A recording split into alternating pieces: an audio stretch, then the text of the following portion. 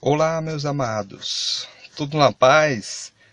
Aqui é o irmão Alex, para dar continuidade aqui nos significados da palavra. Nós estamos vendo o significado das palavras no dicionário bíblico, pessoal, beleza? E essa palavra de hoje ela é muito usada. E a importância da gente aprender o significado, principalmente no judaísmo, porque muitas coisas que hoje é falado, ela acaba pegando uma herança no judaísmo, beleza? Porque todos os discípulos eram judeus. Quando eles começaram os ensinamentos, com certeza foi especialmente para os judeus e depois que estendeu para as outras nações gentil, beleza? E a palavrinha que nós vamos dar a estudada hoje é bênção ou abençoar, beleza? Se você não é inscrito no canal, se inscreva no canal, compartilha com outras pessoas para que as outras pessoas venham poder também estar participando da ceia, né? Que quando a gente fala da palavra, quando a palavra do Eterno, é como se nós estivéssemos ceiando, nós estamos enchendo de conhecimento e automaticamente esse conhecimento vai trazer paz, você vai começar a entender, a compreender muitas coisas que está nas escrituras, beleza? Vamos lá então. Bênção ou abençoar. No Antigo Testamento, a bênção é concebida como comunicação da vida por parte do Eterno. Com a vida vem o vigor, a força e o êxito, que trazem a paz da mente e a paz com o mundo. O Eterno é o único que abençoa. Os homens só abençoam no desejo e na prece, para que o Eterno se disponha a abençoar. Esse auspício de bênção é particularmente eficaz quando é pronunciado por uma pessoa de autoridade, como um rei, um sacerdote, um chefe de família. Nesse caso, a pessoa que possui uma bênção pode transmiti-la a outra. O efeito mencionado mais frequentemente na bênção é a fecundidade dos homens, dos animais e das colheitas. Ora, pessoal, isso aqui tu vai compreender. Ó. Então, o efeito mencionado mais frequentemente na bênção é a fecundidade dos homens, dos animais e das colheitas. No primeiro relato da criação, o Eterno abençoa as aves e os peixes em Gênesis capítulo 1, verso 22. E os homens em Gênesis capítulo 21. Gênesis capítulo 1, verso 28. E Gênesis capítulo 5, verso 2. Provavelmente uma forma anterior do relato continha também uma bênção para os animais. Pessoal, para você ter uma compreensão melhor do significado aqui, é importante você dar uma pausa, pega uma Bíblia e vai acompanhando, que você vai entender o significado aqui melhor da palavra, beleza? Vamos lá. Cada uma das bênçãos é acompanhada da ordem de ser fecundos e se multiplicarem. O Eterno abençoou o sétimo dia, em Gênesis 2, verso 3. Isto é, fez dele uma fonte de bênçãos. Depois do dilúvio, o Eterno abençoou Noé e seus filhos, repetindo a ordem da fecundidade e da multiplicação. Os patriarcas também foram abençoados. Abraão, Gênesis capítulo 12, verso 3, verso 2 e 3. E Isaac, no Gênesis capítulo 26, verso 3 e 4.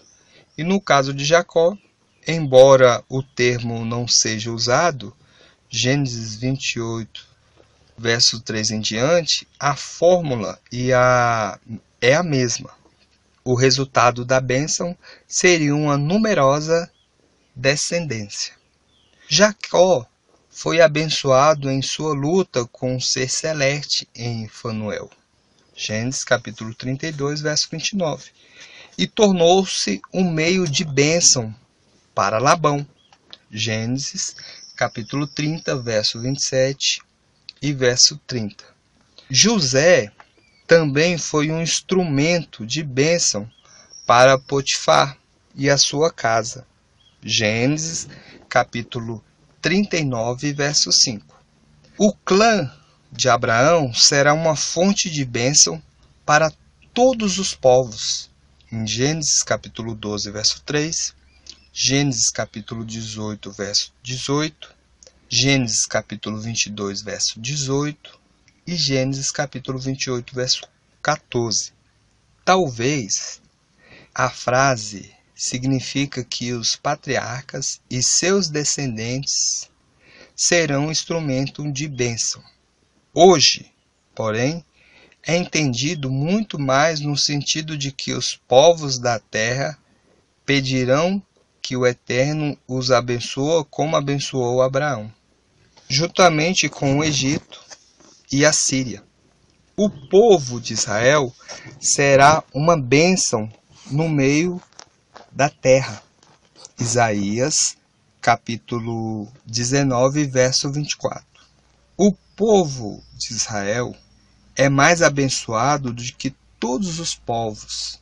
Deuteronômio, capítulo 7, verso 14. Pessoal, leia as referências para que você venha compreender. Inclusive nas fecundidades de seu gado. No Deuteronômio, a bênção é frequentemente apresentada como recompensa pela observância da lei do Eterno. Em Deuteronômio, capítulo 11, verso 26 em diante, Deuteronômio, capítulo 15, verso 4 e verso 18.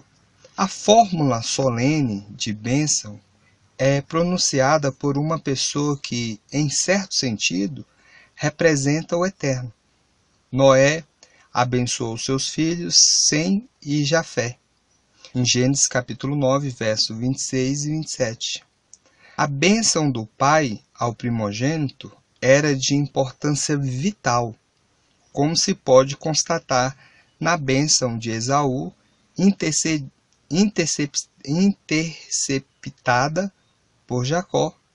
Gênesis capítulo 27, verso 28 e 29.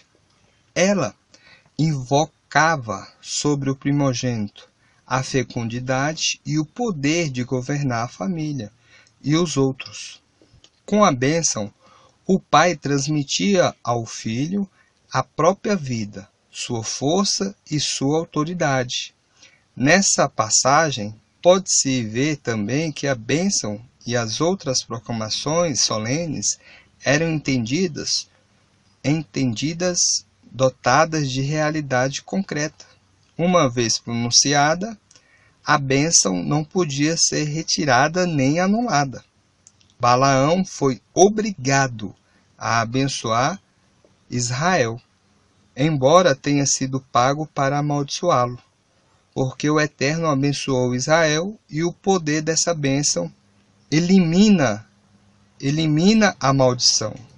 Números, capítulo 23, verso do 8 ao 20. Jacó abençoou os filhos de José, em Gênesis, capítulo 48, verso 15, augurando-lhe uma numerosa descendência e conferindo ao primogênito os direitos de Efraim. Geralmente, quando não sempre, a bênção se fazia acompanhada da imposição das mãos, por meio do qual a bênção passava de uma para outra pessoa. As bênçãos de Jacó sobre os seus filhos e as bênçãos de Moisés sobre as tribos de Israel.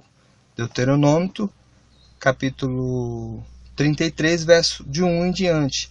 Não são exemplos exatos da fórmula de bênção, são muito mais composições artificiais que aludem aos acontecimentos dos indivíduos ou das tribos. Nos dois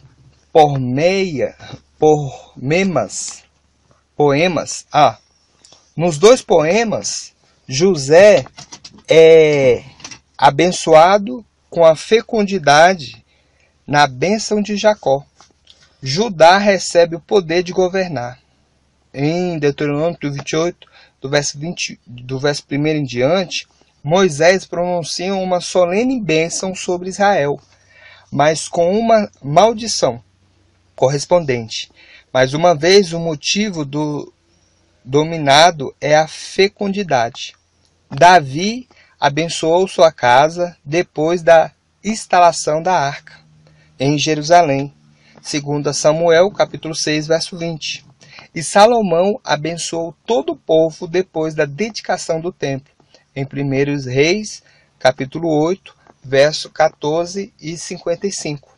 A bênção sacerdotal de Números 6:22 ainda se encontra em uso na liturgia judaica.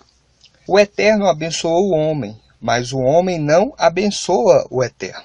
No entanto, o Eterno é frequentemente abençoado nas preces hebraicas, especificamente nos Salmos. Aqui, abençoá-lo significa agradecer a Ele, reconhecer o seu poder e a sua glória. A frase "o Eterno seja abençoado" geralmente constitui o reconhecimento por algum benefício concedido pelo Eterno ou pelos homens. Em linguagem comum, abençoar significa saudar. As bênçãos não são invocadas somente pelas autoridades, já que também um simples israelita abençoa o outro quando o encontra. Boaz sauda os seus operários dizendo que o Eterno esteja convosco. E eles respondem que o Eterno te abençoa. Está em Ruth, capítulo 2, verso 4. No Novo Testamento, a bênção é entendida normalmente como no Antigo Testamento. Nos Evangelhos, aparece muito raramente.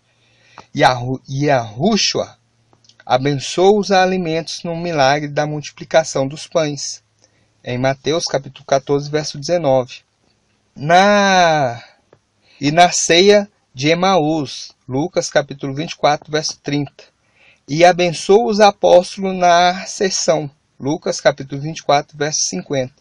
O preceito evangélico de responder a uma maldição com uma bênção, de Lucas 6:28, é repetido e desenvolvido por Paulo, Romanos capítulo 12, verso 14. Maria é considerada bendita entre as mulheres, Lucas capítulo 1, verso 28 e 42. E é um hino de bênção, isto é, de agradecimento, Lucas 1, 64 em diante. Lucas capítulo 1, versos 64 em diante. O cálice de bênção de 1 Coríntios capítulo 10, verso 16, trata-se de um termo derivado do rito judaico da Páscoa. Provavelmente não é apenas um cálice abençoado, mas o cálice no qual se encontra uma bênção, um dom do Eterno. A fórmula do Antigo Testamento, que o Eterno seja abençoado, é frequente nas epístolas, e mais das vezes, bênção significa salvação por meio do Messias. Beleza? Terminamos aqui o significado da palavra bênção ou abençoar, e que o Eterno possa abençoar a todos. Fique na paz e um grande abraço do irmão Alex.